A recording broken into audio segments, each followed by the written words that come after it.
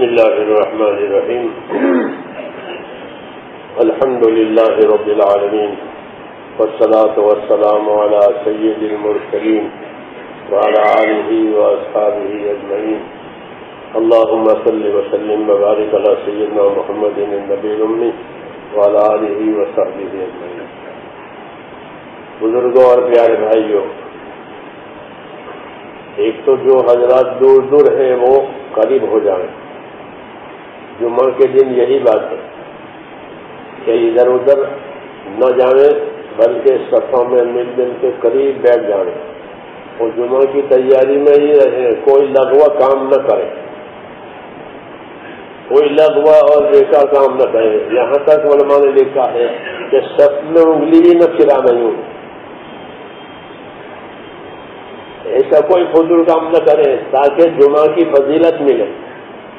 جو لغو کام کرے گا اس کو جمعہ کی فضیلت ملے گی. جمعہ کی فضیلت کیا ہے؟ جمعہ کی فضیلت کیا ہے؟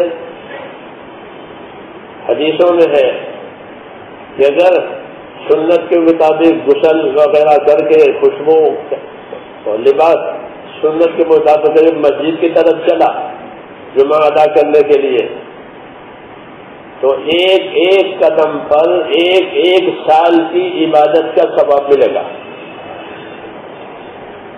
یہ جمعہ کی فضیلت ہے. علماء نے فرمایا کہ یہ بہت بڑی فضیلت ہے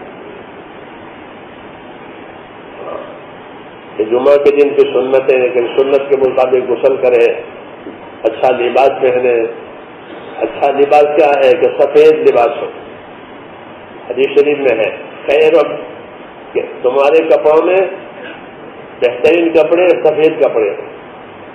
خیر ثیابکم ثیاب البیر، اسی کو پہنو، اسی میں مردوں کو کفناؤ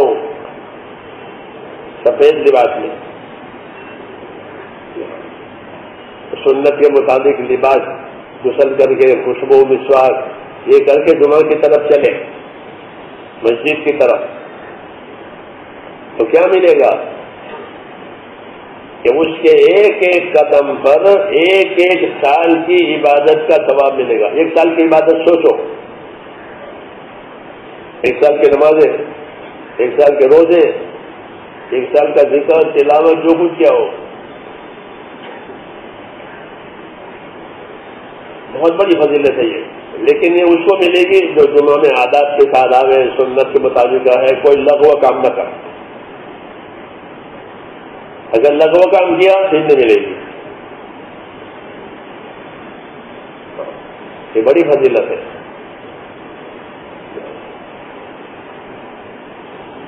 اس لیے اس کا اہتمام ہونا چاہیے. اصل زندگی سنت والی زندگی ہے. نہانا ہو، دھونا ہو، پہننا ہو، کھانا پینا یہ سنت کے مطابق ہو جائے. دوا دارو کرے تو بھی سنت کی نیت سے کرے، کیونکہ حضور نے فرمایا دوا دارو کرو. یہ فرمایا دوا دارو کرو. دعو عباد اللہ، حضور نے دوا دارو کرنے کے لیے کہا. یہ سنت کی نیت سے دوا کھاوے، دوا دارو کرے تو اس سنت کا اثر دوا میں آئے گا. وہ دوا برکت کرے گی، اچھا کرے گی. اللہ اچھا کرے گا، دوا نہیں کرتے لیکن سنت کی برکت آئے گی اندر دوا داروں میں، تو بیماری اچھی ہو جائے گی. ہمارا سب کام حکم کے مطابق اور سنت کے مطابق ہوتا ہے. مسلمان کے معنی یہی ہے لا الہ الا اللہ محمد رسول اللہ، اسلام کا کلمہ. کہ ہر کام میں اللہ کے حکموں کو دیکھیں گے، ہر کام میں اللہ کے حکموں کو مانیں گے، اور ہر کام اور ہر حکم پورا کرنے میں رسول صلی اللہ علیہ وسلم کے طریقہ کا اتباع کریں گے. یہ ہوا کلمہ، یہ ہوا کلمہ. اللہ کے حکموں کو دیکھنا اور اللہ کے حکموں کو پورا کرنے کے لیے نبی صلی اللہ علیہ وسلم کا طریقہ دیکھنا. اس حکم کو اس طرح پورا کیا جاتا ہے. اس لیے اللہ کا دین سیکھنا، دین کا علم سیکھنا یہ فرض ہے. جس طرح حلال کھانا فرض ہے، ایسے ہی دین سیکھنا بھی فرض ہے کہ دین سیکھو، تاکہ کیا فرض ہے، کیا واجب ہے، کیا ضروری ہے، کیا طریقہ ہے، وہ پہلے پھر اس کی فضیلت میں۔ اس لیے اللہ تعالیٰ نے دنیا کی زندگی کو آخرت بنانے کے لیے دی ہے، جس طرح باغ کی زمین کہ باغ بنانے کے لیے، کھیت کی زمین کہ کھیت بنانے کے لیے، اناج لینے کے لیے کہ اناج کی زمین ہے، یہ باغ کی زمین ہے، یہ زعفران کی زمین ہے، یا زعفران کی بویائی ہوگی۔ ایسے ہی دنیا کہ آخرت کی زمین ہے، یہاں آخرت پیدا کی جائے گی، آخرت کمائی جائے گی۔ آخرت کی کمائی کا پہلا پھل ایمان، پہلا درجہ ایمان ہے، پہلا درجہ ایمان ہے، لا الہ الا اللہ، یہ ایمان ہے۔ اللہ کے سوا کوئی عبادت کے لائق نہیں ہے۔ اللہ حیات، موت کا، نفع کا، نقصان کا، عزت ذلت کا مالک ہے، اور کوئی مالک نہیں ہے، اور کوئی حاکم نہیں ہے، وہی ہے۔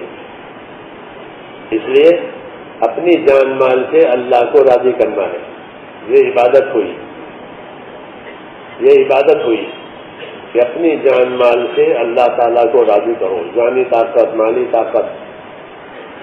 اللہ نے ہماری طرف دو چیزوں کو متوجہ کیا ہے، ایک اپنے حکموں کو متوجہ کیا ہے، ایک اپنی نعمتوں کو متوجہ کیا ہے۔ دونوں نعمتیں بھی ہماری طرف آ رہے ہیں، تندرستی بھی ہے، کتنی بڑی نعمت کہ آدمی صبح اٹھا تندرست ہے، جی ہاں، کتنی بڑی بات ہے۔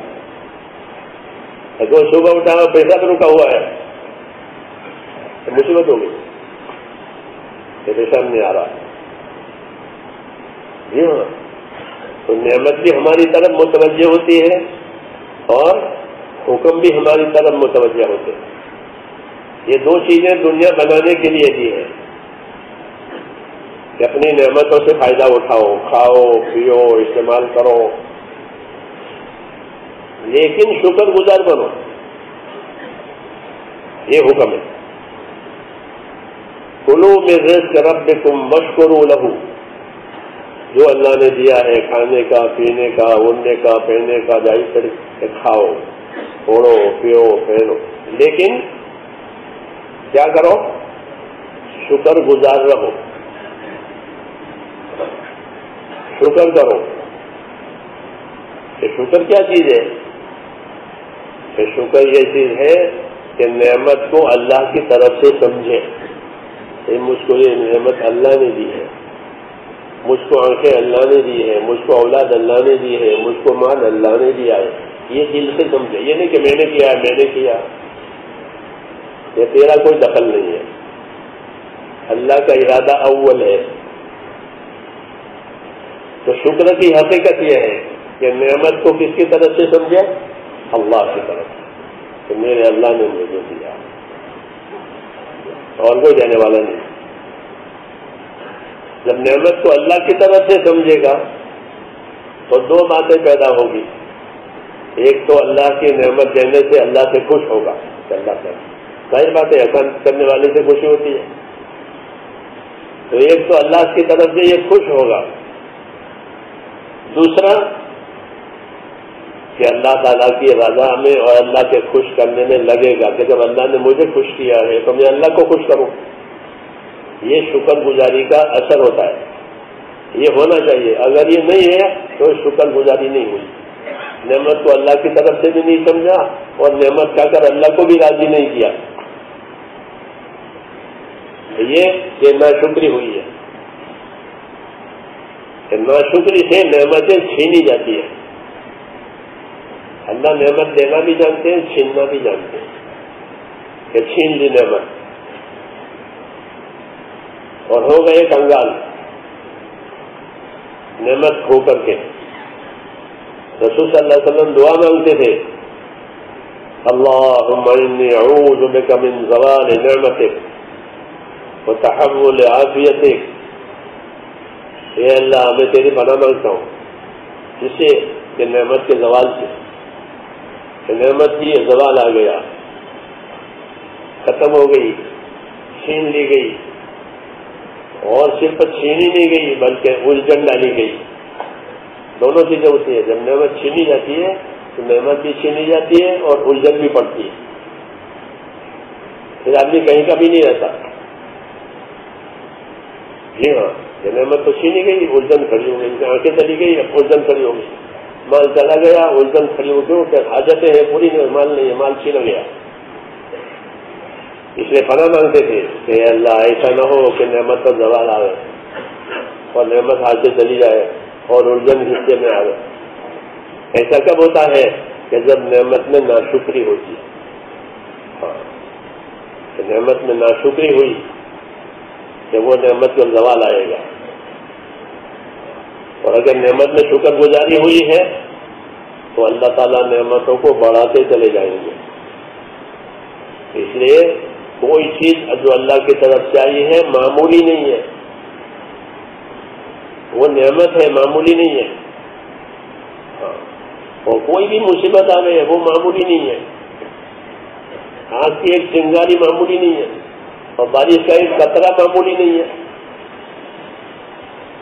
ایک ایک قطرہ، کہ بارش کے قطرے سے کیا ہوتا ہے، جب دیکھ لو کیا ہوتا ہے. بارش ایک قطرے سے موتی بنتا ہے. کیا سمجھ لیا ہے؟ بارش کا ایک قطرہ، اس سے کیا بنا؟ کہ سمندر میں موتی بنا ہے ایک قطرے سے. تو اللہ کی کوئی چیز معمولی نہیں ہے. جی ہاں، اس لیے اللہ کی چیزوں میں اور اللہ کی نعمتوں میں اللہ کی عظمت کا خیال رکھنا، اور نعمتوں میں نعمت دینے والے کا حق یاد رکھنا. ہاں، کیونکہ دنیا کو اللہ نے حقوق ادا کرنے کی جگہ بنایا ہے. حقوق ادا کرنے کے لیے نعمتیں بھی دی ہیں، حکم بھی دیے ہیں. یہ نعمتیں لو اور یہ حکم بھی لو. ہاں، کہ اپنی نعمتوں میں اور اپنے حکموں میں جوڑ پیدا کرو. اپنی نعمت میں اور اپنے حکموں میں جوڑ پیدا کرو. آنکھ کی نعمت تو آنکھ کا حکم ہے کہ آنکھ کو کہاں استعمال کرو گے. آنکھ نعمت ہے، پوچھو اس کو کہ جس کے پاس آنکھیں نہیں، کہ بچہ نابینا پیدا ہوا کہ خالہ ماں باپ کی تو لوٹیاں ڈوب گئی. ہاں، کہ بیٹا پیدا ہو کہ ہاں لیکن اندھا ہے. جی ہاں، ان کی دنیا بدل جاتی ہے. کیوں کہ بیٹا نابینا پیدا ہوا. تو آنکھ کتنی بڑی نعمت ہے. تو آنکھ بھی دی ہے، آنکھ کے حکم بھی دیے ہیں کہ آنکھ کو کیسے استعمال کرو گے. کان بھی دیے ہیں، کان کے حکم دیے ہیں. مال بھی دیا ہے، مال کے حکم بھی دیے. یہ ہے اسلام. اگر حکم سامنے نہیں ہے تو کافر کی طرح نعمتیں اس کے سامنے بس، تو اس کا اور کافر کا ایک مزاج ہو جائے گا کہ کافر اللہ کی نعمتوں میں اللہ کو ناراض کرتا ہے، یہ بھی اللہ کی نعمتوں میں اللہ کو ناراض کرے گا. جی ہاں، اس لیے یہ اللہ کی مددوں سے، اللہ کی برکتوں سے محروم ہوگا. اس لیے اپنے اوپر قابو کرنا ضروری ہے. اللہ نعمتیں بھی دے رہے ہیں، اللہ حکم بھی دے رہے ہیں، تندرستی بھی دے رہے ہیں، تندرستی کے حکم بھی دے رہے ہیں. یہ تندرستی کیوں دے رہے ہیں؟ کہ تندرستی عبادت کرنے کے لیے دے رہے ہیں. تندرستی کیوں دی ہے؟ عبادت کرنے کے لیے دی ہے. جس طرح تندرستی روزی کمانے کے لیے بھی دی ہے کہ روزی کماؤ. بیمار کیا کرے گا؟ پاگل کیا کرے گا؟ جی ہاں، تندرستی ہے کہ کماؤ. تو جس طرح روزی کمانے کو سمجھتے ہو کہ تندرستی عبادت کرنے کے لیے دی ہے، کیونکہ اللہ نے عبادت کرنے کے لیے ہم کو پیدا کیا ہے. تو ظاہر بات ہے کہ تندرستی نہیں ہوگی تو کیا عبادت کرے گا. اس لیے زندگی کا زیادہ زمانہ تندرستی میں گزرتا ہے. ہر ایک کا زیادہ زمانہ زندگی کا کس میں گزرتا ہے؟ سوچو کہ تندرستی میں گزرتا ہے، پھر آخر میں بیمار ہوتا ہے، مرض الموت. ورنہ زندگی کا زیادہ زمانہ تندرستی میں گزرتا ہے، کیونکہ ان کو عبادت کے لیے پیدا کیا ہے. جب عبادت کے لیے پیدا کیا ہے تو عبادت کی طاقت دینی پڑے گی، تو وہ عبادت کی طاقت دی ہے. اس لیے حضور صلی اللہ علیہ وسلم فرماتے تھے کہ اپنی تندرستی کو غنیمت سمجھو. اپنی تندرستی کو غنیمت سمجھو بیماری سے پہلے، کہ بیماری میں لاچار ہو جائے گا، کچھ نہیں کر سکے گا، بیمار ہے، اپنے کام کا بھی نہیں رہا، دوسروں کا کام کیا کرے گا؟ اس لیے اپنی تندرستی کو غنیمت سمجھے، اور اپنی تندرستی میں اللہ تعالیٰ نے جو جو حقوق ہمارے اوپر لاگو کیے ہیں اس کی ترتیب بناوے۔ جو عبادت بدن سے تعلق رکھتی ہے تو اللہ نے بدن کی تندرستی دی ہے، اس عبادت کو کما حق کا ادا کرے، نماز ہو، روزہ ہو، ذکر ہو، تلاوت ہو، دعا ہو، توبہ ہو، یہ سب چیزیں بدن سے تعلق رکھتی ہے، اس میں پیسے نہیں خرچ ہوتے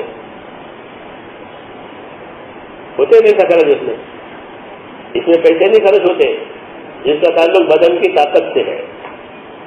تو بدن کی ان طاقتوں کو ان چیزوں میں لگانا، یہ بدن کی تندرستی کا شکر ہے۔ نمازوں کو اپنے وقت پر پڑھنا، نماز کو اپنے تابع نہیں بنانا، نماز کو اپنے تابع نہیں بنانا، ہم نماز کے تابع ہو جائیں۔ جی ہاں، دوسری مشینوں کو تو آدمی اپنے تابع کرتا ہے، سلو فاس، یہاں یہ بات نہیں چلے گی، بلکہ اپنے آپ کو کہ نماز کا تابع کرو۔ ابراہیم علیہ السلام نبی ہے اور جلیل القدر نبی ہے، نبیوں کے باپ ہیں، وہ دعا مانگ رہے، کیا دعا مانگ رہے؟ ربی جعلنی مقیم الصلاۃ، اے میرے رب مجھ کو نماز قائم کرنے والا بنا دے۔ نماز قائم کرنا کوئی کام ہے جس کی اللہ سے مدد مانگ رہا ہے اللہ کا خلیل نبی۔ اس لیے میرے دوستوں، نماز ایسا نہیں ہے کہ کوئی مشین کے ساتھ جب چاہو کر لو، کھول لو، بند کر لو، سیدھو کر لو، پاس کر لو، یہ نماز بہت بڑی امانت ہے، ایمان کے بعد، ایمان کے بعد بہت بڑی امانت ہے۔ اس لیے جب اللہ نے صحت تندرستی دی ہے تو نماز کو نماز کی جگہ پر ادا کرو۔ عبداللہ بن مسعود فرماتے تھے کہ اللہ تبارک و تعالیٰ نے تمہارے لیے تمہارے نبی کا طریقہ جاری کیا ہے، انہی نبی کے طریقوں میں سے یہ ہے کہ اپنی نمازوں کو اہتمام سے مسجد میں جا کر بعد جماعت ادا کرو، بعد جماعت ادا کرو، یہ تمہارے نبی کی سنت ہے۔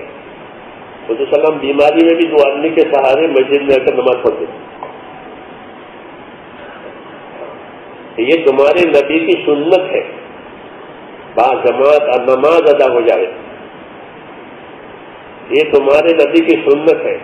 اگر نبی کی سنت کو چھوڑ دو گے تو گمراہ ہو جاؤ گے۔ نبی کی سنت کو چھوڑو گے تو گمراہ ہو جاؤ گے۔ نماز مسجد میں جا کر باجماعت ادا کرنا ایک تو یہ اللہ کا حق ہے، اقیم الصلاۃ لذکری، نماز قائم رکھو میرے ذکر کے لیے، اور پھر نبی کی سنت، اور اللہ نے تندرستی دی ہے تو کیا کریں کہ نماز پڑھ کر اللہ کی عبادت کا حق ادا کریں۔ دنیا حقوق ادا کرنے کی جگہ ہے، مال دیا ہے تو مال سے اللہ کا حق ادا کریں، کیونکہ مال بھی حق ادا کرنے کے لیے دیا ہے۔ ایک اس کا کیا حق ہے؟ سب سے پہلے اللہ کا حق ہے کہ مال میں جو زکوٰۃ واجب ہوتی ہے پائی پائی کی زکوٰۃ ادا کریں، عالموں سے پوچھ کر کے، جس طرح وکیلوں سے پوچھتے ہیں انکم ٹیکس سیلس ٹیکس یہ وہ ایسے اس کو بھی پوچھیں۔ جی ہم پوچھیں گے یہ مسئلے ایسے ہی عالموں سے پوچھ کے زکوٰۃ دیں، کتنی ہے، کس کو دینی ہے، کب دینی ہے۔ یہ نہیں کہ دے دیا ہو گیا، ایسا نہیں ہوتا، بلکہ یہ کہ اللہ کا حق ہے، جیسا نماز اللہ کا حق ہے، مال میں کہ مال میں اللہ کا حق ہے کہ زکوٰۃ، یہ فرائض ہیں، دوسرے واجبات ہیں تو واجبات بھی ادا کریں اور نوافل بھی ادا کریں۔ نوافل اس لیے ادا کرنے ہیں کہ فرائض میں جو کمی کوشش کوتاہی ہو گئی ہوگی وہ اللہ نوافل سے پوری کرے گا۔ پوچھا جائے گا کہ بندے کے پاس نوافل ہے، نوافل لاؤ، ان کے فرضوں میں کمی ہے وہ نوافل سے فرضوں کی کمی پوری کی جائے گی. یہ بھی احسان ہے اللہ کا، ورنہ 1000 نوافل ایک فرض کے برابر نہیں ہے. لیکن اللہ ایسا کریں گے. اس لیے مال میں یہ حق ہے کہ اللہ کے فرائض کو ادا کیا جائے، اور دوسرے جن جن کے جو حقوق ہیں وہ حقوق ادا کیے جائیں. حقوق کا علم حاصل کرنا ضروری ہے کہ کس کا کیا حق ہے، تاکہ اس کو ادا کریں. اگر حق کی خبر نہیں ہے تو حق مرے گا، کیونکہ جو خبر ہی نہیں ہے تو حقوق مریں گے. حقوق جب مریں گے تو اسباب میں سے برکت اٹھ جائے گی اور فساد ہوگا، کیونکہ جس کا حق مرے گا وہ لڑے گا. فائدے کی بات ہے. تو حقوق کی پائمالیوں سے فساد ہوتا ہے. فساد کی اور کوئی وجہ نہیں ہے، حقوق پائمال ہوئے ہیں. رسول صلی اللہ علیہ وسلم کی دعوت سے، آپ کی تبلیغ سے حقدار کو حق پہنچے تو لوگ بھائی ہو گئے، کیونکہ حقدار کو حق دے دیا. تو اب کیا لڑائی ہے کہ بھائی یہ تیرا ہے لے جا، تو وہ محبت کرے گا. جی ہاں، اور یہی اصل دعوت ہے کہ حقوق کی ادائیگی کے ساتھ جو محبتیں ہوگی وہ صحیح ہوگی. حضرات کی محبتیں صحیح نہیں ہیں. حضرات کی وجہ سے محبت ہوتی ہے، کسی کی غلط پوری کرو تو وہ محبت کرے، نہیں تو وہ ناراض ہو جائے گا. وہ تو مطلب ہی ہے، وہ الگ ہے. حقوق کی ادائیگی کہ مال میں کیا کیا حق ہے، اور مال کو اللہ تعالیٰ نے حق ادا کرنے کے لیے پیدا کیا ہے، اور اس کے خرچ کرنے کے مختلف طریقے بتائے ہیں رسول صلی اللہ علیہ وسلم کے ذریعے سے. جب یہ چیز ہوگی میرے دوستوں تو دنیا کی زندگی خوشگوار ہوگی. خوشگوار پاک پاک زندگی اللہ تعالیٰ جینے کے لیے دیں گے. قرآن میں ہے کہ جو لوگ ایمان لائیں گے، نیک اعمال کریں گے اخلاص کے ساتھ، ایسے لوگوں کو دنیا میں جینے کے لیے ہم پاک پاک زندگی دیں گے کہ ان کی زندگی پریشانیوں سے پاک ہوگی، ان کی زندگی الجھنوں سے پاک ہوگی، ان کی زندگیوں میں اطمینان ہوگا، چین ہوگا، اسباب میں برکت ہوگی، دعاؤں میں قبولیت ہوگی، آپس میں محبت ہوگی. یہ پاک زندگی، یہ وعدہ ہے اللہ تعالیٰ کا. اس لیے یہ زندگی میرے دوستوں پیدا کرنی ہے اپنے اندر. اس پر گزارا نہیں کرنا ہے. اگر کھانا دیا ہے، کمانا دیا ہے، کھا رہے ہیں پی رہے ہیں، کہ یہ کافی نہیں ہے. یہ تو کافر کا مزاج ہے کہ کھا پی لیں گے اور کافی نہیں ہے. ہمارا یہ ہے کہ ہم دنیا سے آخرت بنائیں گے، موت سے پہلے موت کی تیاری کریں گے. توبہ کر کے اپنے آپ کو تیار رکھنا ہے کہ پتہ نہیں موت کب آ جائے. اسے کہتے ہیں روز توبہ کرو، روز توبہ کرو اپنے گناہوں کو یاد کر کے، تاکہ بوجھ ہلکا ہوتا چلا جائے اور موت آسان ہوتی چلی جائے. توبہ کرنے سے اور حقوق ادا کرنے سے موت آسان ہوتی ہے. نمازوں کے اہتمام سے موت آسان ہوتی ہے، روایتوں میں ہے.